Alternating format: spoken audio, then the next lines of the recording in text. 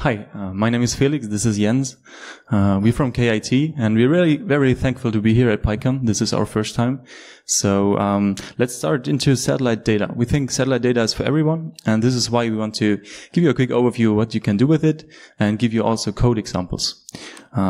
This is the objective of the talk. We give you a small Python tutorial in Keras with the objective at the example case of classification of land use and land cover. We also have a GitHub repository. We will blend in this link several times over the talk, so there's no pressure. You will find all code examples over there. You find all links and also the slides at the GitHub repository. Okay. You all took the pictures? Yes. Nice. Okay, so the talk is divided into 3 parts. Part 1, why should we use multispectral satellite images? 2, how to apply out-of-the-box CNNs to analyze these satellite images. And 3, what do you need to start to work with satellite images? So let's head into the why. This is our setup we have here. You see on the upper left the sun. You see a satellite, and the satellite measures the reflectance of the sunlight at the Earth's surface.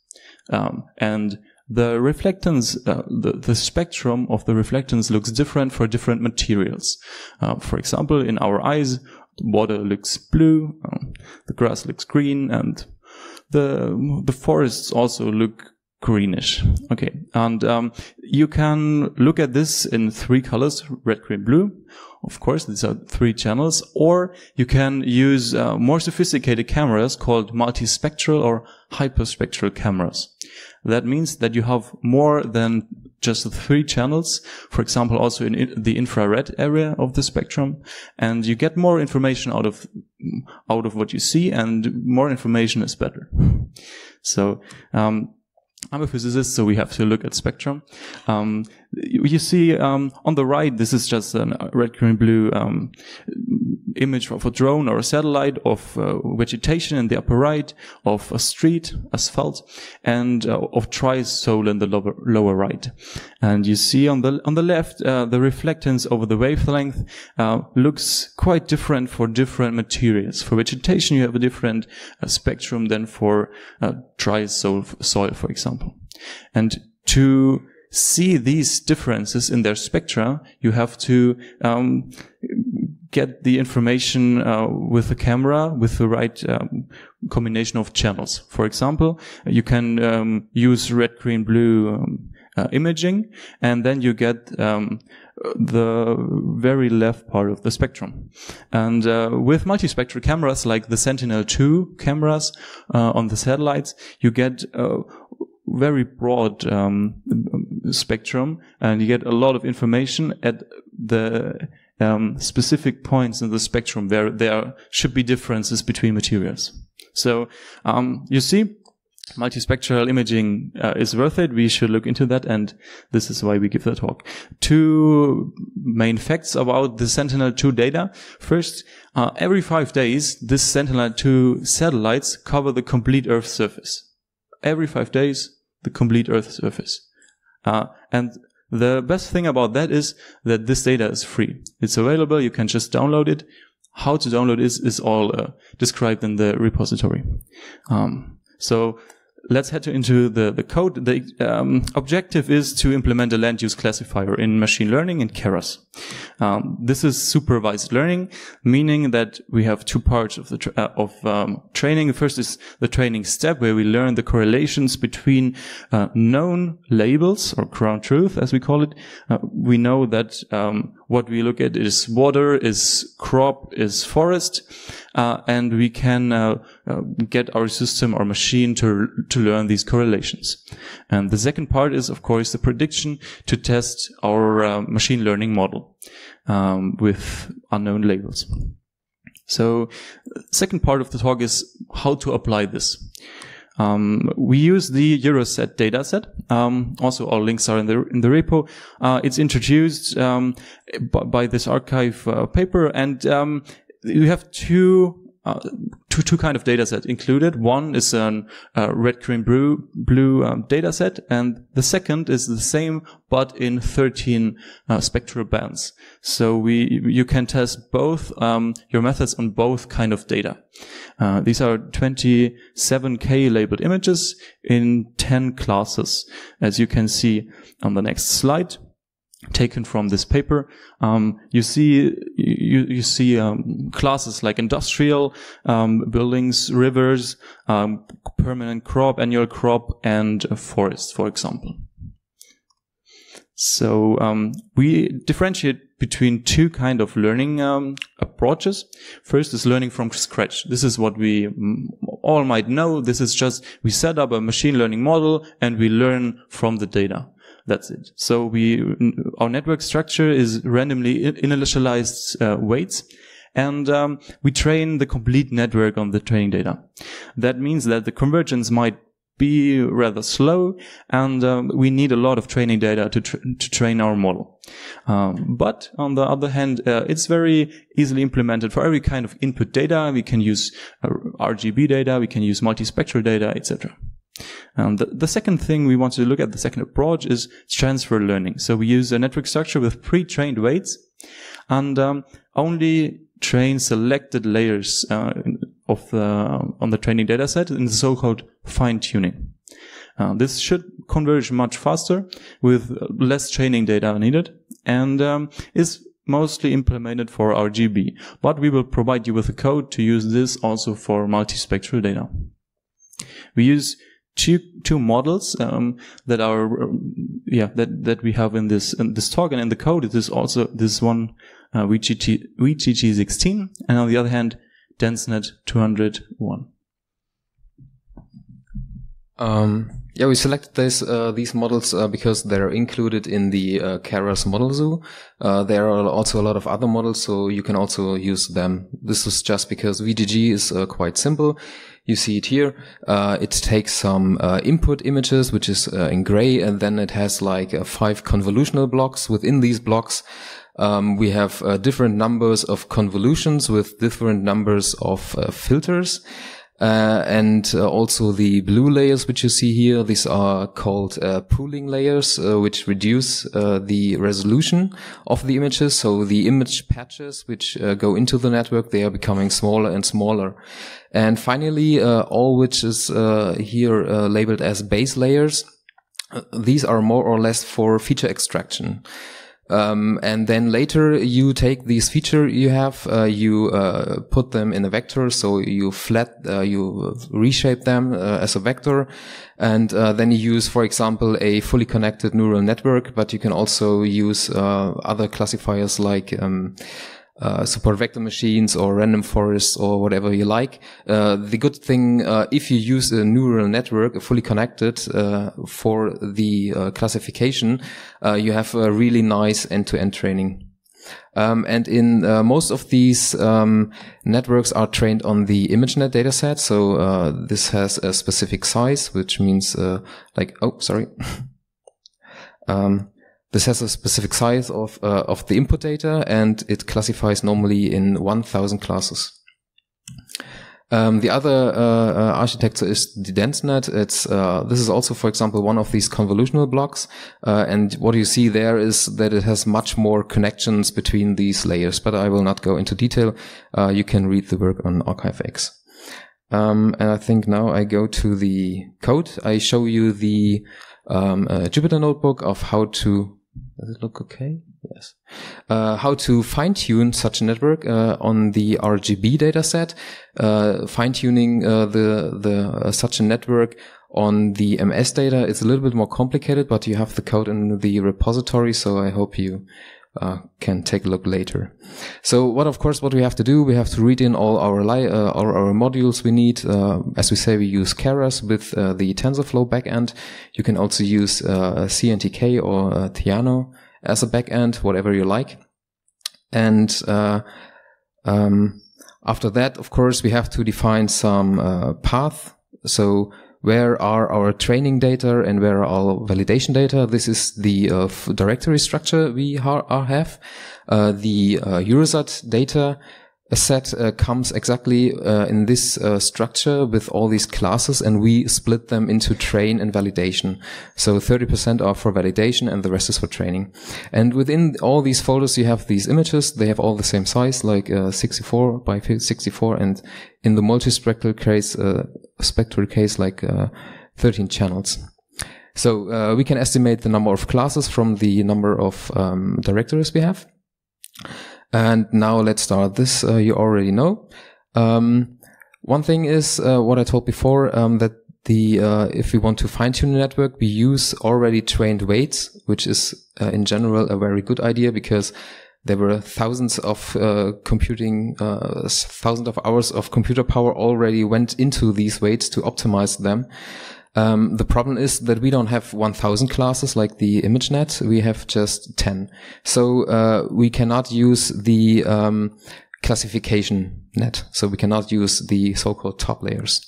So we just, get rid of them. In Keras, it's quite easy.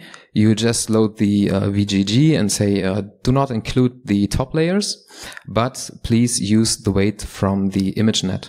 And we also define the size of our input data, the samples from the Euroset dataset. It has like 64 by 64, and RGB has 3 channels. In DenseNet, it's all the same. So now we can make feature extraction, but we do not classify. So we have to add a new fully connected network in the end, and bring this to 10 classes as output. So this is quite simple. Our top model, which is top model means this upper part, takes the output of the base layers, so the features, as an input. Then this is the step where we have to vectorize the data. So because we are not classifying, in the end, we are not classifying images, we are classifying vectors. You can either do this by global average pooling. Take a look at the description of Keras if you not know what it is, or you can just flatten all this. Doesn't matter what you like more. In case of VGG, we add these this fully connected network. So we have like 20 and 2048 neurons in the end for the classification. Of course, to bring in the nonlinearity, we have to find an activation function. And after all, we reduce all these layers to our desired numbers of classes. And the complete model now consists of our feature extraction, the base model, and the output, which are our predictions, which means in the end we get an output for each image. We get an vector which contains the probability of all our 10 classes. Yeah, you can summarize this model, then you get a really very large printout. So before we start training, as you know, neural networks need quite a lot of data. And therefore, it's always good if you have a good data augmentation. In Keras, there is a really nice function which is called image data generator. There you can put in images, and these images are modified. For example, you can add noise, you can rotate them, you can add scale, or whatever you like. You can just modify them. We just rotate them, and sometimes we flip them vertically or horizontally.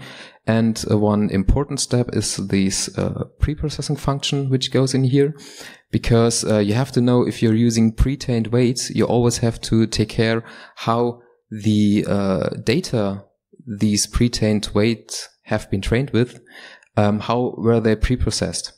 In the ImageNet, it's normally that all the images are normalized with a 0 mean and a standard deviation of 1. So we have to do this also for our images, which does exactly this function. Maybe I can show you later how this looks like. So very simple. And we make a data generator for our training data and also for our test data. Another nice thing of this image data generator, which is from Keras, it has a function which perfectly fits in our directory structure. So this is more or less luck or no, which is called flow from directory. And these flow from directory function exactly wants these directory structure which the Euroset dataset has. So which means For every class, you have one directory, and there are the images stored in.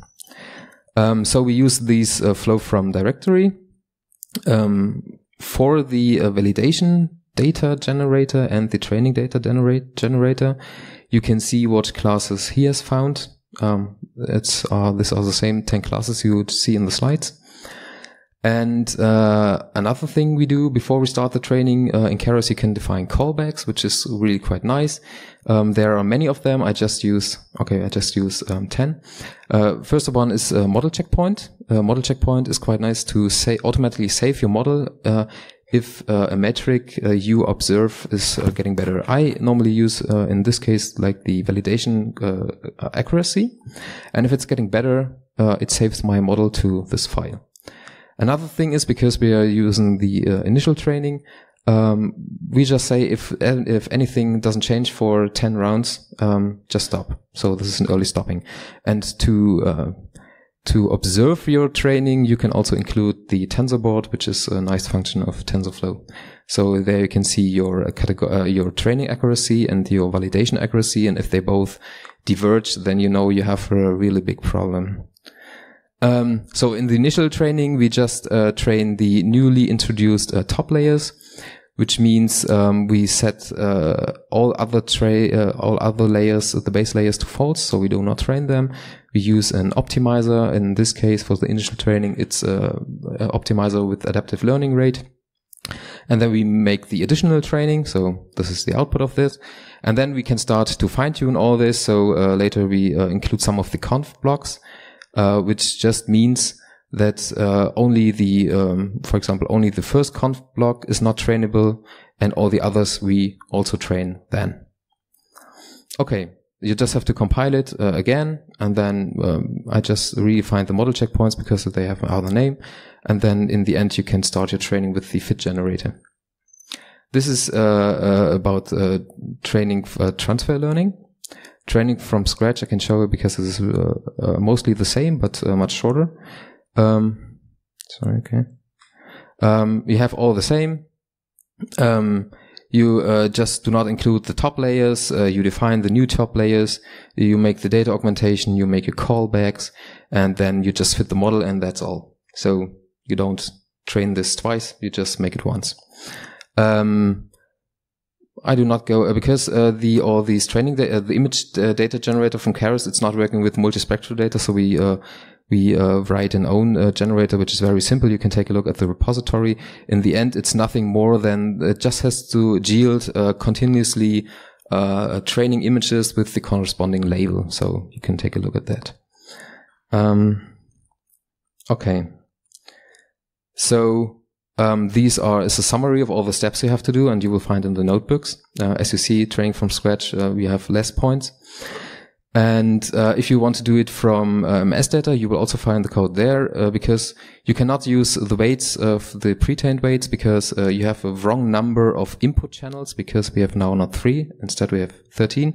You can either include an additional convolution layer to reduce this number of channels, or you just do not use the weights, the pre-trained weights of these first ones, because later then the dimensions corresponds again. So you can do it however you like, but you have to do something to take care of the different input layers. And as you can see, you train with these images, you get very high accuracy with these patches. Normally the fine-tuning should be better than from scratch. And also the MS data should be better results. This is a case where we have completely overfitting. I don't know exactly why, but I didn't have the time to take a look at it. But here we had a really training accuracy of 100%, and the validation accuracy was really bad. This is how it looks like. I have to admit that's not very nice, because especially if you take a look at all these highways, they're really floating into the surrounding areas.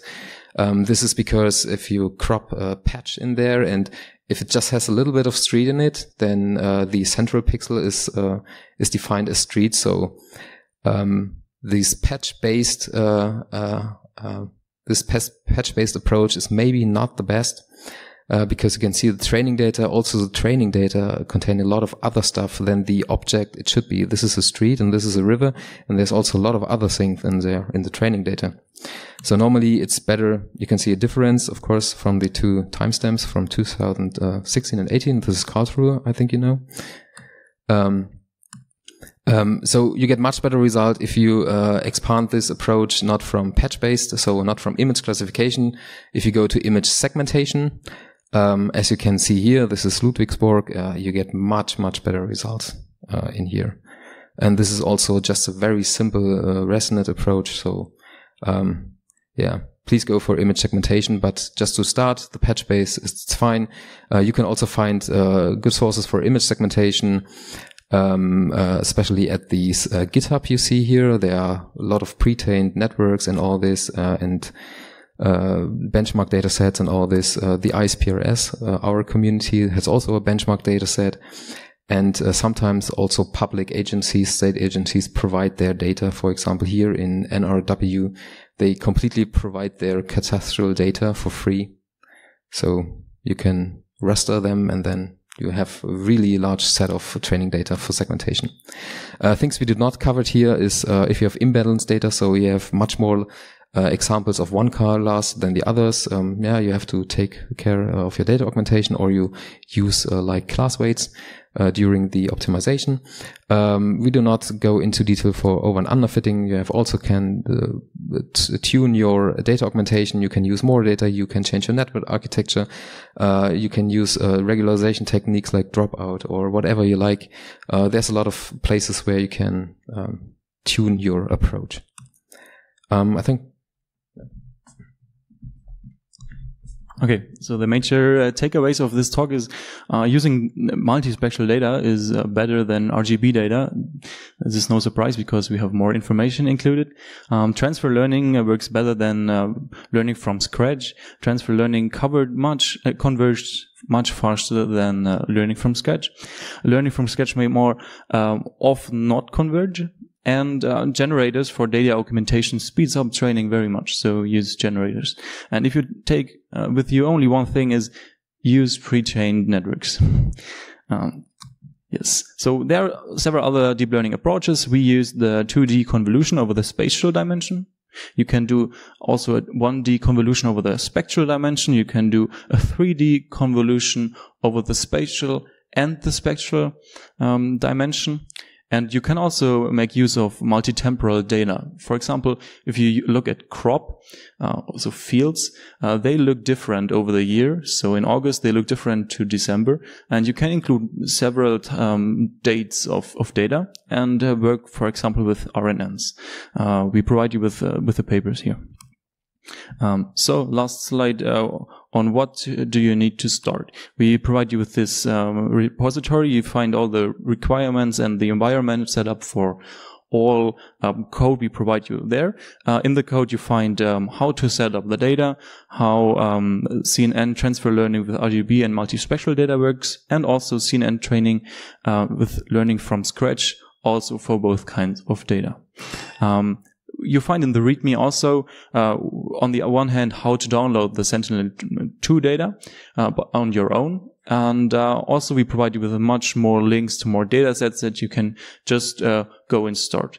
And if you didn't get all of what we just told you and you don't understand something or you have some problems, feel free to contact us via GitHub, via email. And yeah, we are really thankful that you provide your attention to us. Thank you very much.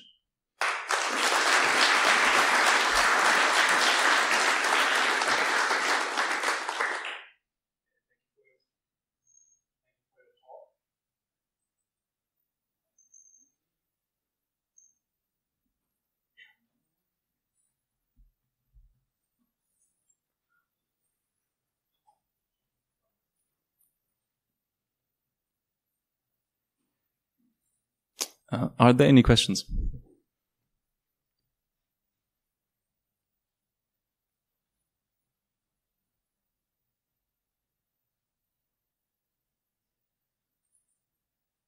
Does it work? Yeah, this is mit Kamera. Maybe just have to speak loud. Yeah, I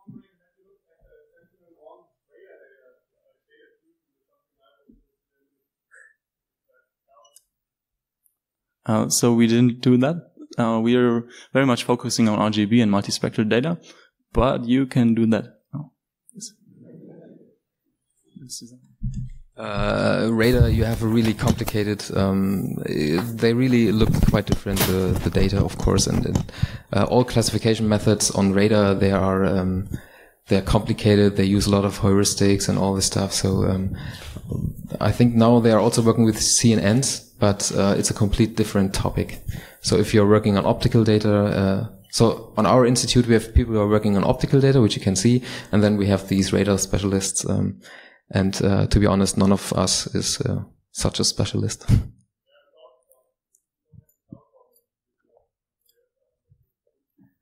Yeah, of course, it's an active sensor, so you can watch day and night, and you have the guaranteed coverage, because when we say you have like 5 days coverage, you have complete coverage every 5 days, I have to be honest, this is a lie, because in Germany you have like, you can don't look at night, which is one thing, and of course, you have a lot of clouds every time, nearly all the time.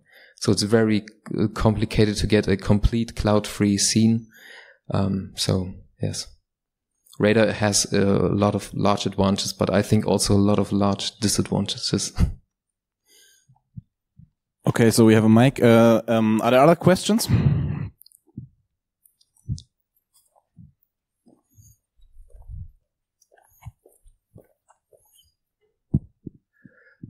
So what was the performance difference between training from scratch and using a pre-trained network? It's about 1 to 2%. It's more about the coverage. Normally you don't spend so many hours on computing power, which in my opinion is economically and also ecologically useful, because all these computers, they take a lot of power. So normally you can, it's more or less that you can save some time. And for example, we also used other networks like VGG19. And if you do not use pre-trained weights, it doesn't converge at all. So we, of course, we could change something like initialization and the learning algorithm and all this stuff. Then it may be a converge. But it's easier if you have pre-trained weights. It's much more likely that you get a good starting point. Okay, thank you. Any more questions?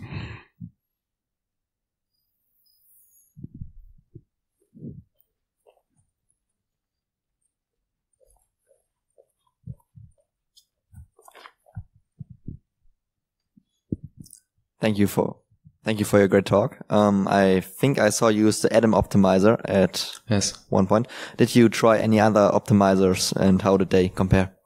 Yes, we always, because it's very easy in Keras, you can just switch them. As you see, I used, Ada Delta, for the initial training. And then for the fine tuning, I normally like the, standard, so stochastic decent gradient with very low learning rate and high momentum, because you don't make so many steps. In my opinion, there are papers which are comparing them. So, I did not compare them within these talks. So, but they all have their advantage, I think. And normally they are like more advanced, I think, because many of them, they build from the knowledge of the other ones. So I think Atom is quite good. I like this normally. Okay, so we have time for one more question. But there are none left. Okay, so thank you for your talk, and have a nice lunch.